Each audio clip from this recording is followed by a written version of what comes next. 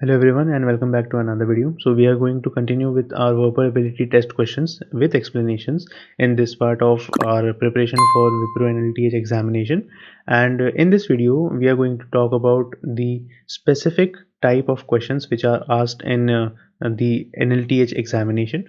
So as in my previous video I have discussed about the type of questions which are asked in verbal section, so they can be the ones which are mentioned here, and if you have not watched the previous video I will link them up in the cards. And also you can visit the Reeboks channel to watch different videos on coding, on different videos on oops, and videos for non-CSIT students. We have also made videos for them, so you can anytime go and watch those in the channel. So we are going to discuss about the specific type of questions here. So first of all I will be going with the type which is finding errors in the sentence. So finding the errors is the most easiest one which you can do. If you have basic or decent knowledge about English, then it is really easy for anybody to do so. So what happens here is that there is a sentence which is given in the form of options, and you have to select any of those parts of options which has an error in it. Now there can be multiple type of errors, but unless specified explicitly, you don't have to look at all the errors. So for example, if the sentence is given there and the question says that you need to find out the grammatical errors which are present in the sentence, then you are only going to focus on them. So be there any kind of punctuation errors, the punctuation marks are missing, or there needs to be any kind of comma or exclamation mark, anything like that, you won't even think about them, you won't even bother about them. You just need to look at the grammatical errors, that's it. So for example, statement can have punctuation error, but if it is not specified explicitly it won't count. And last but not the least, if there are no errors in the problem, then there will be an option which says that there are no errors. So probably there is 4 to 5 options, and the last option is the one which says that there are no errors in the sentence. So this is something which you should know prior to solving these kind of questions. And let's look at some examples now. What are these errors and how you need to detect them? So the first question says we have to read the sentence to find out whether there is any grammatical error in it. The error, if any, will be in one part of the sentence. The letter of that part is the answer. If there is no error, then the answer is D. And you need to ignore the errors in punctuation marks, if any, as it is explicitly specified that you just need to focus on the grammatical errors in the sentence. So the sentence is divided in 3 options, and the fourth option is the option which says that there is no error in the sentence. So the sentence is he has not been attending the English classes since 1 month. So the sentence is he has not been attending English classes since 1 month, and the fourth option is there is no error. Now this sentence looks completely fine, but there is one problem with this sentence, that is we are talking about a duration here. So here it is mentioned he has not attended classes since 1 month. Now if we talk about the month, they are using the word since with a particular month, and since is used with some kind of sentence wherein the things are not specified properly. So it can be since many times, it can be since many durations. So specifying the word since is unnecessary in this case. So there is an error in this particular line. You can also look at in this manner that since 1 month has been written there and we are using the word since with a defined time. So he has not been attending classes since 1 month. So if you are using the word since, then there is chances that things are not declared in a clearly defined manner, which is the error in this case. So the option C is the correct answer here, because you need to find the error in the sentence, and the sentence needs to be like this.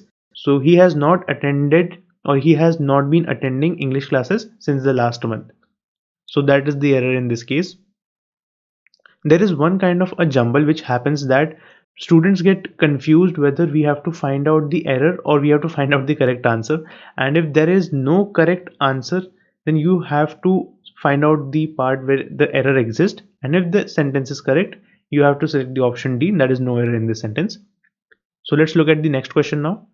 So the next question again has those 4 options which are just the parts of a sentence, and you need to check if there are any kind of errors. So the sentence says my father goes to the office 5 day week, and the fourth option is no error. Now you can clearly see that the option C has an error in it, because in a general purpose language we don't speak in that manner. So you don't say I go to office 5 day week. You don't say like this, that 5 day week. You say 5 days a week. So you have to modify the sentence to my father goes to the office 5 days a week. So the error is in option number C. So C is the correct answer. Let's look at the question number 3. I have an appointment on the 9th September on 5 o'clock, and the fourth option is no error. Now, while reading it fast, there can be a scenario wherein you think that sentence is correct. There is no grammatical error in this case, but there is one grammatical error, that is in option number C. You can see that we have written on the 9th September on 5 o'clock. Now 5 o'clock is defined, so you don't have to specify it in a non-targeted manner. It is specified that it is going to be at 5 o'clock, so the option C should be corrected to on the 9th September at 5 o'clock. So the correct answer is option C. The on keyword should be replaced with at. Let's look at the question number 4. So in this video we are particularly talking about similar type of questions which are going to be asked, because we are now looking at specifics, and in the future videos we are also going to be looking at specific type of questions and we are going to solve them.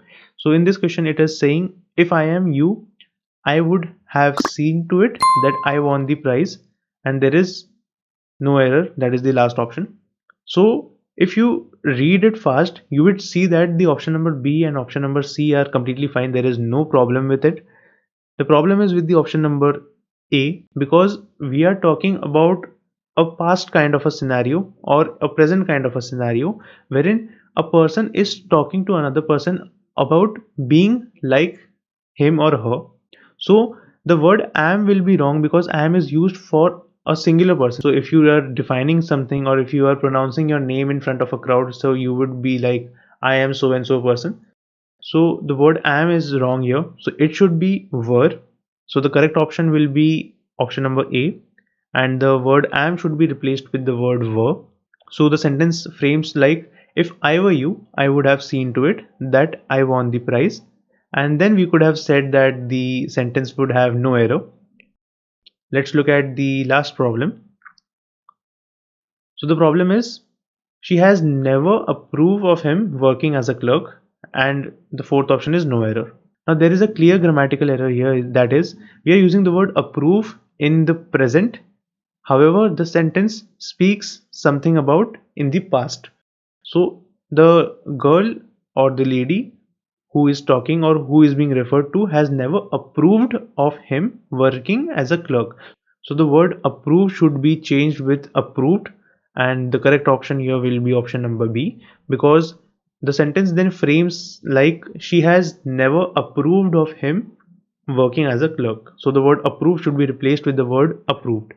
So thank you for watching this video. So if you have got a clear idea about what the type of question is which we are talking about here, make sure to subscribe to our Telegram channel, make sure to subscribe to our YouTube channel as well, and you can watch the numerous videos available on coding, on OOPS, on fundamentals on our YouTube channel. And there are numerous videos which are already made in the past, so you can go watch them to have a clear idea about the various types of question being asked. And these were some of the questions which we referred to in this video, and in the next video we are going to look at another type from the types which we mentioned in this particular video, and we will be looking at one of them as well. So make sure to subscribe to our YouTube channel, and as always, keep learning.